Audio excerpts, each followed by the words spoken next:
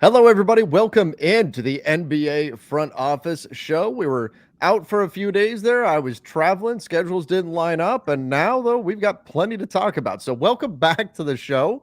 I'm Trevor Lane. You can find me on Twitter at Trevor_Lane, joined by Keith Smith at Keith Smith NBA. Keith, just a few things happening in the NBA over the last few days. Always busy this time of year, not even just playoffs. Crazy stuff going on right now. Yeah, this is the weirdest time of the year because you've got these super intense games basically every night while we're still in the second round, right? And then conference finals will basically be every night as well.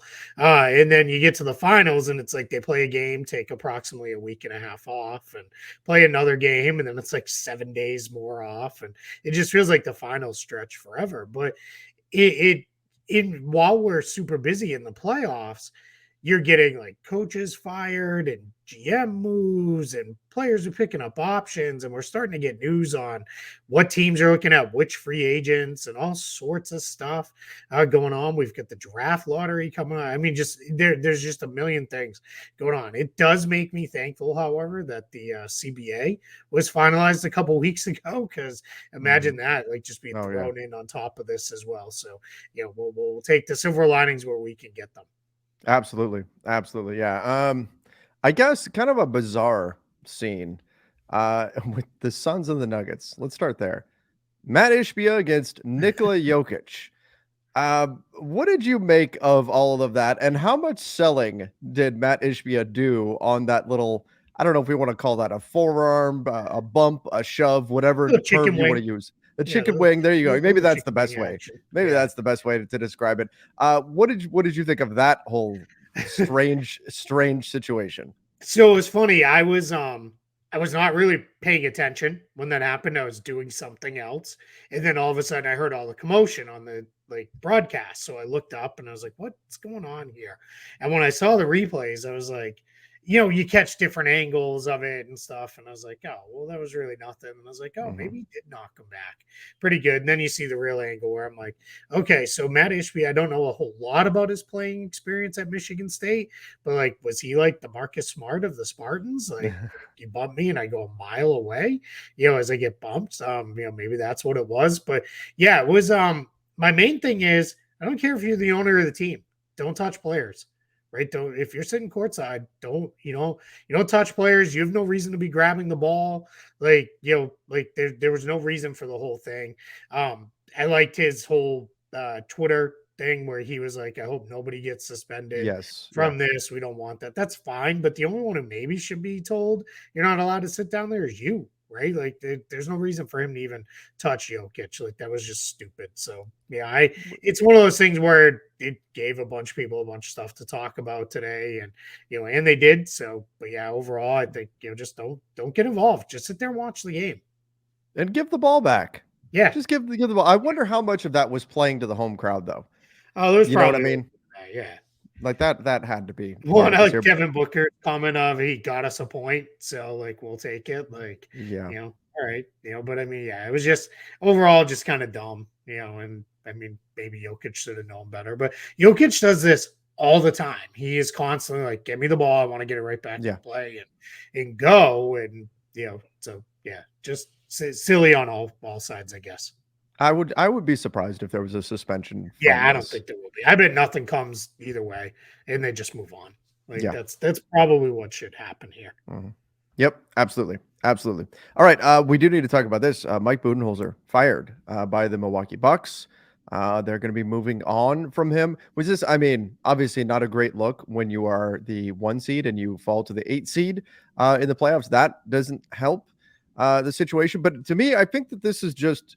From my perspective, this was just the Bucks kind of going back to what we always knew, that they weren't totally sold on Coach Bud being the long-term coach. That was all the buzz, and then they won a championship, and suddenly it was like that all got pushed back for a little bit.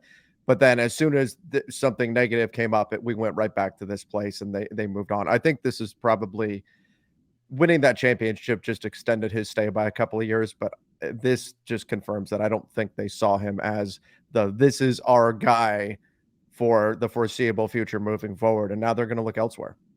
Yeah, there was a feeling after that title that the Bucks had won in spite of him and not because of Mm, him. There was that feeling, and there's maybe right. I don't know the level of truth to that. There's probably something to that. Is his failings in the playoffs had been, well known.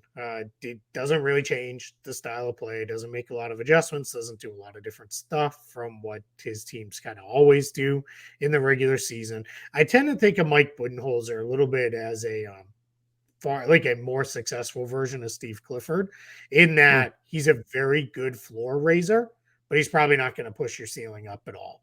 Right? He will come in, he will craft a defense and an offense that will pile up regular season wins, but then in the playoffs, where every playoff series is a thing of its own, and it morphs and changes and becomes something as it kind of goes longer and longer, and he just wasn't very good, right? So I think that is the challenge there in those postseasons. He just doesn't get teams any further than what they already are as teams. So I think it's one of those things where he's going to get another job, presuming he wants it.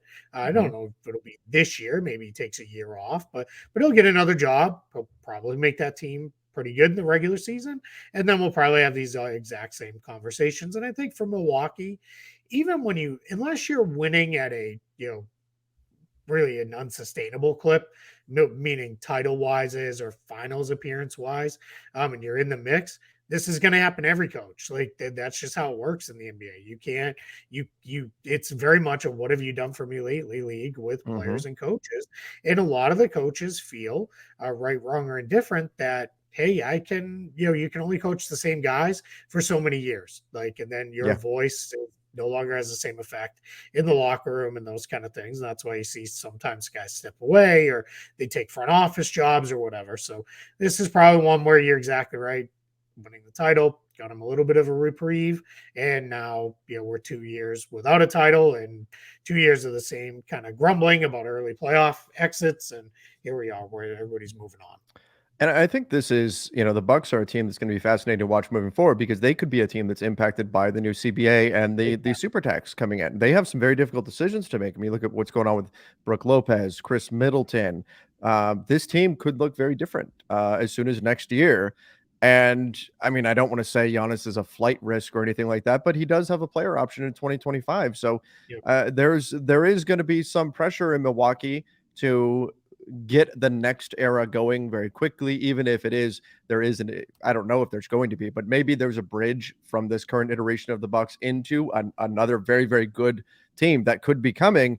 But if you wait another year to do it, suddenly the clock is ticking where Giannis has 1 year left until he can hit free agency.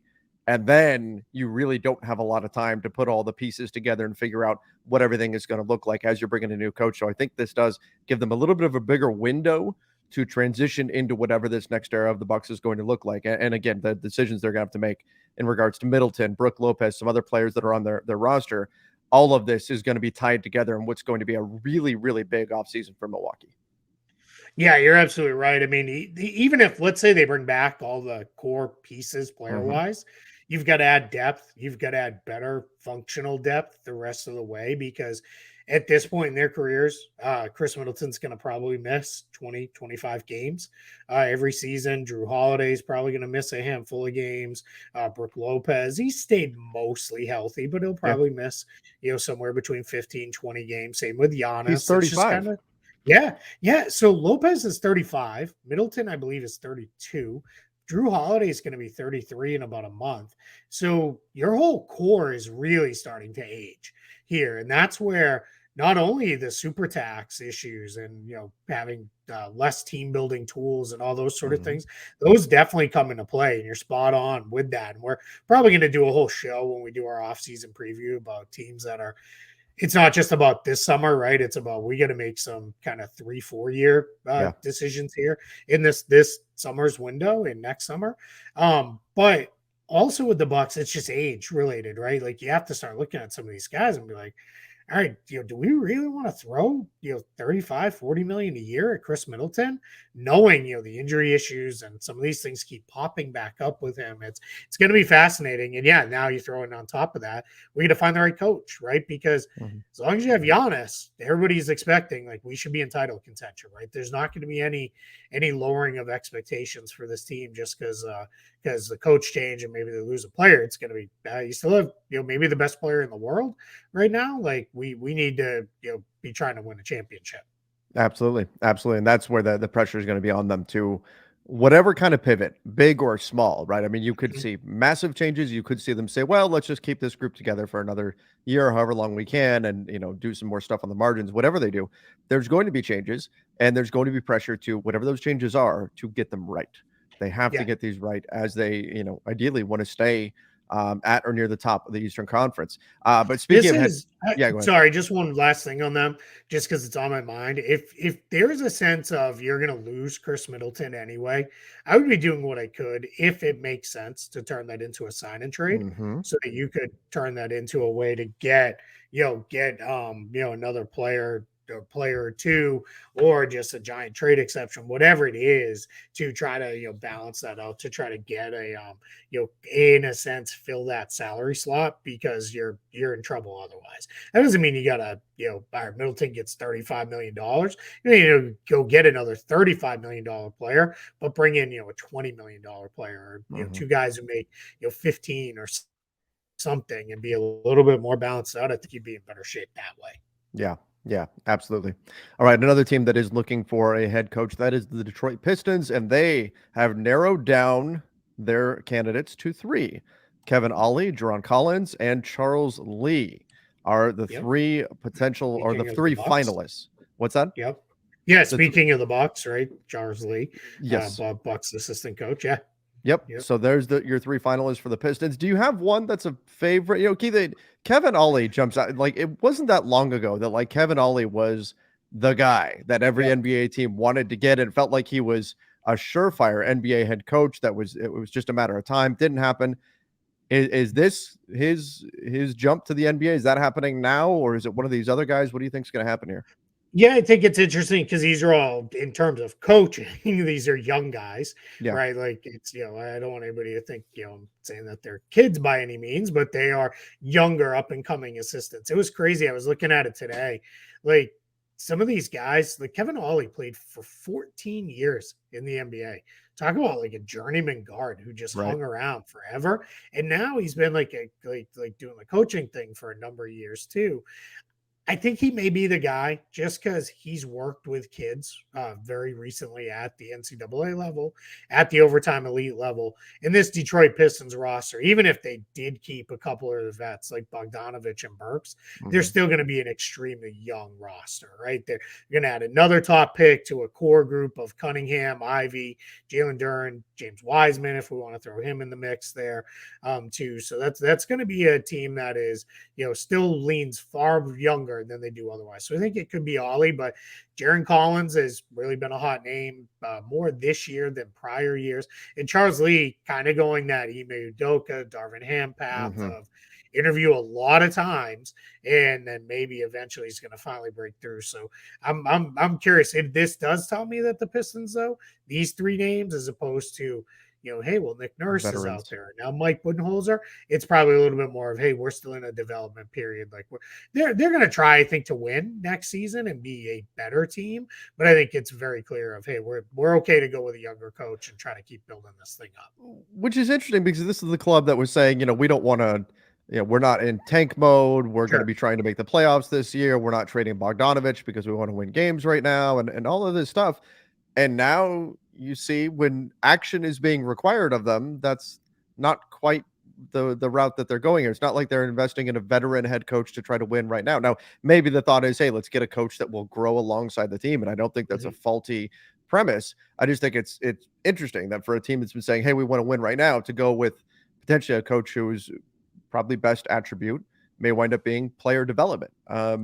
And I think that does tell you a little bit about the mindset of the Pistons. And I'm not saying that's not where their minds should be. I think it should be in this place, but just interesting nonetheless. Yeah, I think it's probably somewhat around the idea of we're we're not going to go into next year thinking we're going to be terrible, which is I don't want to say that's a little too harsh to put it that way because of the Cunningham will grow and Mm-hmm. Ivy and the kids, but I think it's more of like that's probably then maybe you take a magic type step forward, right, where you win about 10 games more and you're just kind of you're inching towards that playoff spot versus the idea of I don't want to like I don't want to be in a spot where I am you know we're not going in as contenders, and we'll see what the offseason brings. But like we're going to try to be good, but we're okay to hire a coach that can, like you said, grow with the team as we try to grow it. And I also wonder if they're looking at it a little bit and saying, all right, let's be reasonable here.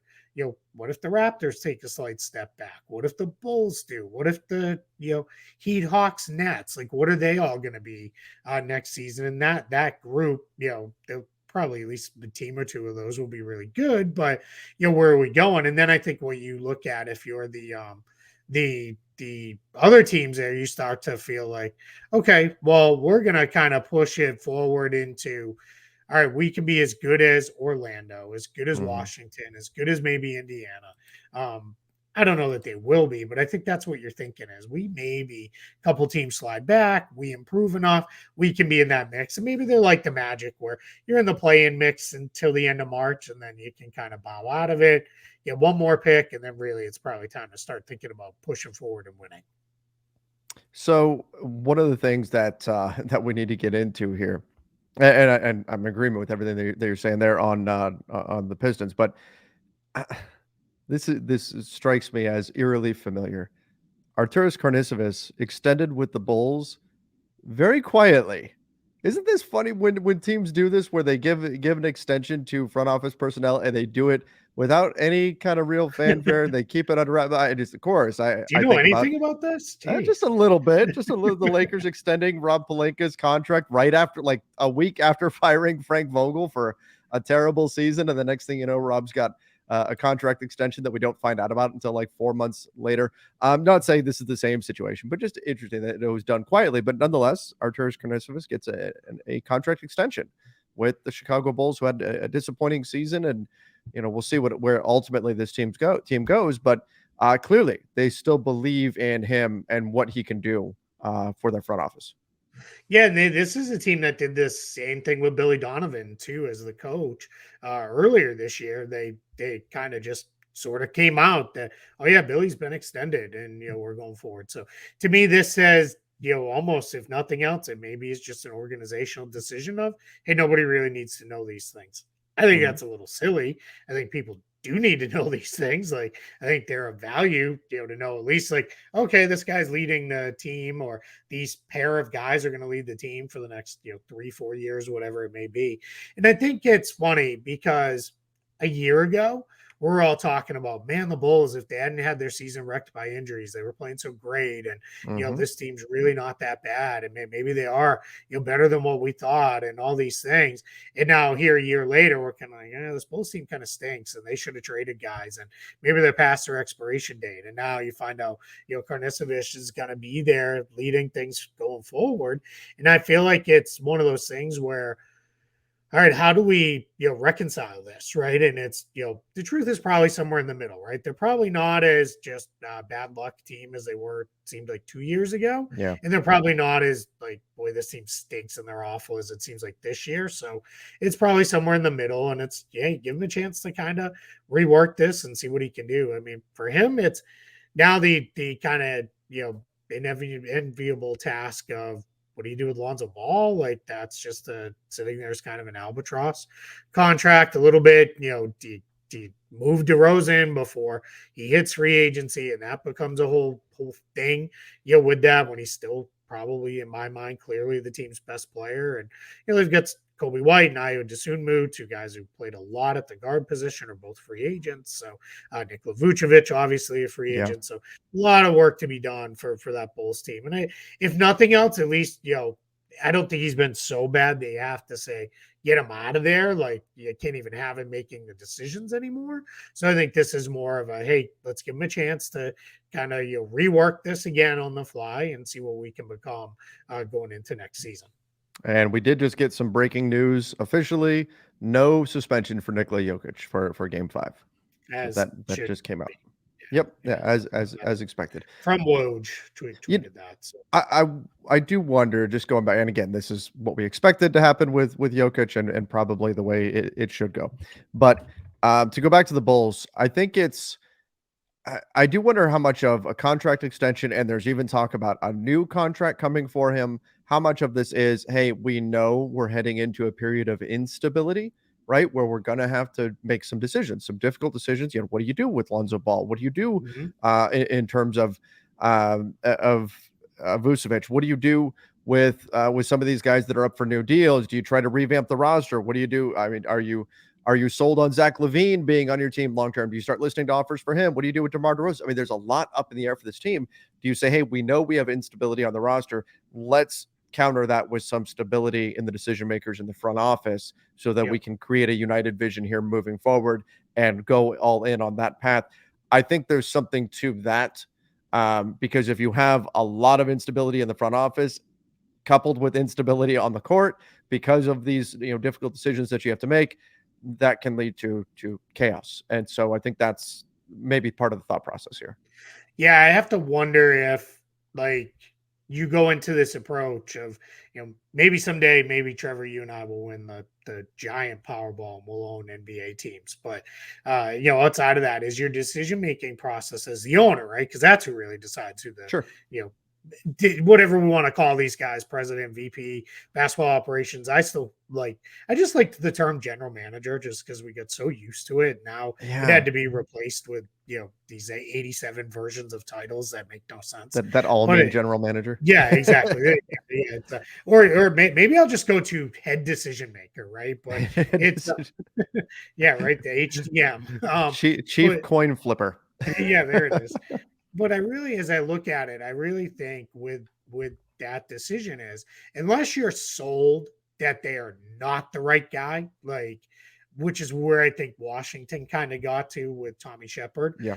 which is they're also facing a pretty pivotal offseason where you've got some key free agents and Porzingis and Kuzma, and you've got some stuff to figure out there after the Bradley Beal contract. Now looks pretty questionable. But if you're sold this is not the guy, well, then you just move on, right? You just have to move on and go in another direction. But if you think like, hey, I kind of like the process with this guy and I want to give him a chance to kind of, hey, things didn't go exactly the way we hoped because there was injuries and all this other stuff kind of fell apart on us, then I think you're okay to go in the direction of extend them, give them the chance to go. Generally, extensions too, they're not usually 3-4 year extensions. It's usually we added a year or two onto the final year of it, and then we're kind of go from there. If they're super successful, you may get to the final year, and it's like we did a 3 or 4 years extension, which is the same functionally as a new contract. It also gives you a little bit of for the teams that are going to be working with these guys. We talked about this with Pelinka, right? When we assumed for months that he was operating in the final year of his contract, it was like, is this guy going to do anything? Because he's a lame duck, right? Like, or is it just, I'm not even going to call them because he's not there, or the sense of, they're not even really making the decisions anymore, right? Like they're just kind of running out the string on the contract. At least now everybody knows, all right, Arturas will be there. He's the guy you call if you want to get something done. You keep moving it forward. Yeah, exactly. And so that does provide a bit of certainty too in terms of those negotiations that you're going to see around the league, which by the way are going to be picking up. We talked about it before we came on the air. This is we are a week tomorrow from the draft lottery. Yeah. Oh boy, somebody's future is going to change big time in a little over a week, and I'm sure fans of those teams that have those top odds right now are getting their lucky charms ready because somebody's getting that number one pick and getting Victor Wembanyama, who's looks the most like a sure thing that we've seen in a long time. For a non-sport sport event, I don't know if there's anything more exciting, right, than the draft, especially when you have like the once in a lifetime kind of prospect at the top of the draft, and it feels like it's one of those things where just you watching it, and it's like the first time it's not chalk, you're like, oh Yeah. no. It's either that feeling of, oh my God, we jumped up, or like, oh no, like that team jumped up that nobody wanted to get there, right? It didn't work out that way, but it was like that year when the Warriors were at 2, and it was like, oh Hmm. man, or like this is now I'm dating myself, but like that second year that the Magic got the number 1 pick after they got Shaq, they jumped all the way into being a decent team, and it was like, and then they got the number 1 pick again. And it was like, I just remember being like, man, what in the heck is going on? Like, as an Eastern Conference kid, I was just like, no, like, I don't want, like, no, stop giving this team good players. Like, what are we doing here? So, yeah, it's gonna be one of those things because you're right, it's Wembanyama. Like, this is franchise altering. Like, if you Yep. get this guy, like, it's really going to be something. So yeah, I love sitting there watching it, especially when my team's not in it, right? Yeah. Then it's like, all right, I can feel a little bit less stress about watching this event. But yeah, it's one of those things where it's like a fun, stressful event, even though there's not a single point scored, nothing actually happens for a win or a loss. My dream is someday to be in the room where the ping pong balls are being drawn, because what we see on TV is just the announcement of the Yep. results. The lottery Yeah. itself has already taken place. It's like Yep. it's been over for like a half an hour. Um, I would love to be in the room, and you got to turn in your phone and go Yep. through all that. Zach Lowe has provided a bunch of info from Yeah. inside there. Hey, I would love so to be in the room when all that's going on. on that too, like I'm sure you can find it with some clever Googling about Zach Lowe's columns, but he's written really extensively about how like stress filled the process is, and Yeah, how there's like so much excitement and anger and like resentment and stuff from guys in that room, and how sometimes like some of them come in and they're like, like we have like literally like a 1% less than 1% chance yeah, of jumping up, and then they do and all that stuff. I just wish ESPN made it a little easier to search on your own site to find these things. Like, why is it so hard to find this stuff? But yeah, if you really want to read about it, yeah, he's done a really good job about how then they literally sit there sequestered without any contact to the outside world for it's like a half hour and an yeah. hour long, just sitting there chatting amongst themselves. I always wonder because it's not. Sometimes it's like the head decision maker is out there on the podium for the TV version. Other times they're not, right? They're the one in the room. I always wonder how many like trade discussions are like hammered out right there, Right. right? Where Yeah. it's like, all right, hey, we know, let's get an early jump on, on these trade talks. Like I always do wonder a little bit of like, well, what ground has been built in that room while you're sitting there, everything before anybody else does. Hmm. That'd be interesting. Yeah. How many teams are running over going, "Hey, what do you think? You landed at this pick. I landed here. Let's make a deal." That'd Yeah. be interesting. That'd be interesting. Yeah, it's Uh, it's such a like I said, just one of those stupid fun nights that like just it's like one of those things that mhm. it's so NBA. It's like one of the things I love most about this league, where Yeah. it's like again, nobody wins or loses any games on this night. I mean, in theory, you do, right? You probably win and lose many games Mhm. based off the lottery results. But yeah, it's just such a fun, silly thing, and I'm super psyched for it next week. Yeah, it's always a blast. All right, let's finish up with this. Speaking of which, all NBA teams will Yeah. be released on Wednesday, which does matter when we look at contracts and things like that. But yeah, it'll be interesting to see how all this plays out as well. The all NBA teams coming up on Wednesday. The all rookie teams came out. We're not going to go over all of that right now, but It was pretty uh, much as expected. Just yes, that's nothing too thoughts there. Yeah, surprising. yep, yeah. And then all defense teams will get announced tomorrow afternoon, and then all NBA teams actually get announced like before the game. Playoff games on Wednesday is when they'll get announced. So yeah, it's it kind of gives you the sense of where the league feels the importance is on the other two teams. Where let's face it, they're not the most important things in the world. But yeah, it's really exciting. The guy, obviously, the Celtics, and I think just fans in general are keeping an eye on is Jaylen Brown, because Hmm. this is chance one of two to make an All NBA team. next year he'll obviously have the same chance. But if he makes it this year, he qualifies for that designated player extension, and then he can add, max money, get the so-called supermax extension on his contract. If he doesn't make it, he still can get there because he could make it by making All-NBA next season. So we'll see. And then we'll talk about it far more if he makes it. But everybody should feel pretty good that if offered, he'll sign it. If he doesn't, then things get dicey. Yeah, turn on all the red flashing lights and sound the sirens and everything else, because now it's time for all right, he's probably leaving, and that opens up a whole new thing the Celtics have to consider there, right? Is do we need to look at trading him? So right. But we'll get the first step of that decision making here on Wednesday. So I'm really excited to see how it comes out. It's funny too, people were doing a lot of tracking, right? Like people, as people who actually have votes release their ballots. People do the tracking, but it all kind of fell apart this year when they were getting into All-NBA, because a lot of people didn't put their full All-NBA picks out there. Like they might have said, like, I voted so-and-so for MVP and so-and-so for Rookie of the Year. All-NBA picks, like there was some tracking on it, but it's nowhere near the number of ballots that were fully released that I think people need to feel really good about. Like, all right, I feel really solid that these are All-NBA teams. So that also makes it a little bit of fun too. Yeah, it'll be a surprise because we don't have that good of an idea of what exactly is to come here. But I think that about gets us through everything today. Yeah, we're okay.